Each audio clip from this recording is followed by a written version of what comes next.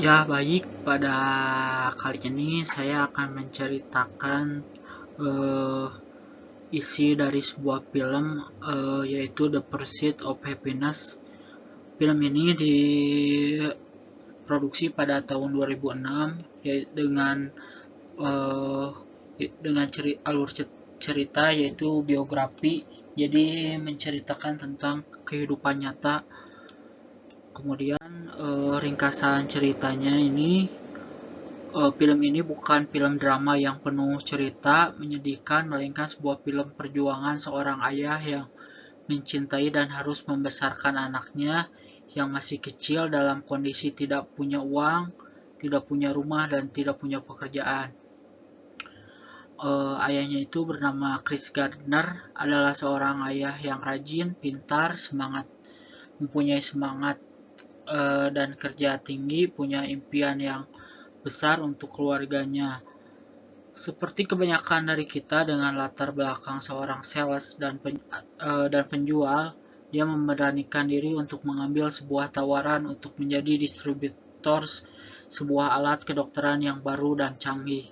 Seperti kebanyakan orang yang mempunyai impian yang besar, Chris berani mengambil resiko dan menggunakan hampir seluruh tabungannya untuk membeli stok persediaan alat kedokteran tersebut dan memiliki wilayah eksklusif pemasaran di kotanya. Setelah dicoba dipasarkan, dia baru sadar bahwa alat kedokteran itu bagi kebanyakan dokter adalah alat yang cukup mahal dan kurang dibutuhkan. Presentasi demi presentasi ke setiap dokter yang ada di wilayahnya dilakukan. Kehadiran seorang anak dan biaya hidup yang terus berjalan membuat Chris mulai kesulitan dalam keuangan. Istrinya harus bekerja 14 jam sehari di tempat laundry demi membantu membiayai hidup keluarga.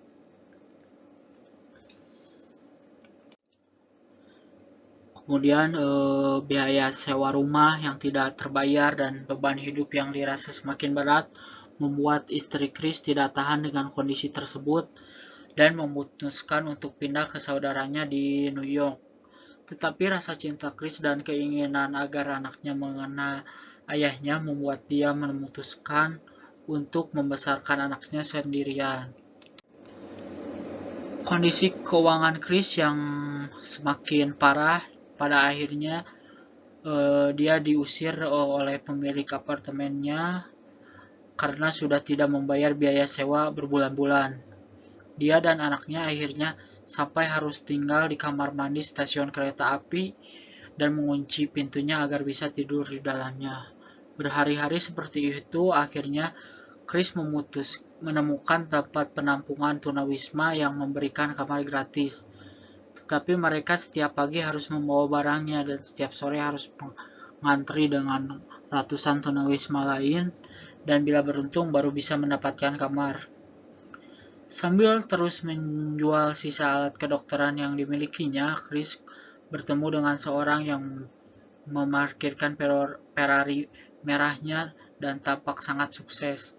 Keinginannya untuk sukses membuat dia memberanikan diri untuk bertanya, "Apa pekerjaan Anda sehingga bisa memiliki mobil Ferrari yang cantik ini?" Orang tersebut menjawab, "Saya seorang pialang saham."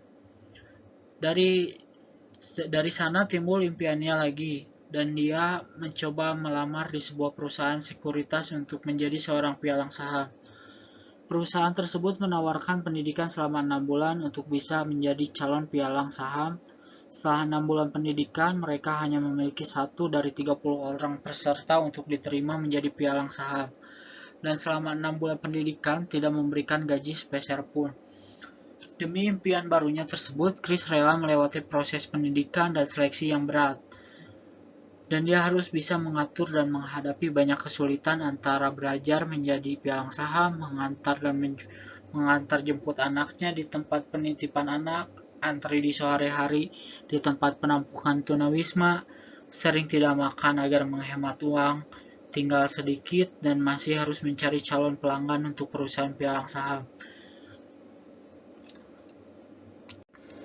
Kemudian saat saya menonton film ini, saya juga sedang memiliki kesulitan dan tantangan berat dalam hidup saya. Seluruh tabungan saya ludes akibat kesalahan investasi di bisnis. Tetapi setelah melihat apa yang dihadapi Chris sehari-harinya di film ini, saya merasa kesulitan saya tidak ada apa-apanya. Setelah melalui 6 bulan perjuangan dan semua kesulitan yang harus dihadapi, Chris akhirnya terpilih untuk menjadi pialang saham dan memulai karirnya di industri itu. Chris Gardner akhirnya menjadi seorang pialang saham yang sukses, yang kemudian mendirikan perusahaan pialang sendiri dan menjadi multimiliarder yang dermawan dan dalam membantu menyediakan tempat penampungan bagi para tunawisma, mengingat dia pernah mengalami hal tersebut. Kemudian pelajaran kehidupan dalam film ini adalah anything is possible, atau segala sesuatu itu mungkin. Kalau kita ditanya berapa besar peluang seorang yang tidak punya rumah, tinggal di jalanan, dan punya seorang anak yang harus dijaga dapat menjadi seorang pialang saham yang sukses dan kemudian memiliki perusahaan pialang saham yang sukses, kita akan secara jujur akan bilang peluangnya nol atau tidak ada. Tetapi kisah Chris Gardner membuktikan jika impian dan goal yang ingin dicapai begitu jelas dan kita benar-benar menginginkannya, kesulitan dan tantangan apapun bisa diatasi. Untuk mencapai kesuksesan, jangan buat alasan atas kegagalan kita dan menyalahkan situasi atau orang lain, tetapi ambil tanggung jawab pribadi untuk mengatasi kesulitan yang ada. Chris punya segudang alasan dan alibi untuk kegagalannya. Dia bisa saja menyalahkan istrinya yang tidak mendukung dan meninggalkannya. Dia bisa saja menyalahkan orang yang menawarkan peluang alat kedokteran yang membuat dirinya bangkrut. Dia bisa saja menyalahkan Tuhan atas nasib jeleknya. Dia bisa saja menyalahkan pemerintah yang tidak membantunya. Tetapi Chris tidak membuat semua alasan tersebut. Dia mengambil tanggung jawab dan mengambil tindakan untuk merubah nasibnya. Banyak orang yang hanya berkeluh kesah dengan situasi yang ada, tetapi seorang pemenang akan ambil tindakan untuk merubah situasi yang ada. Terima kasih.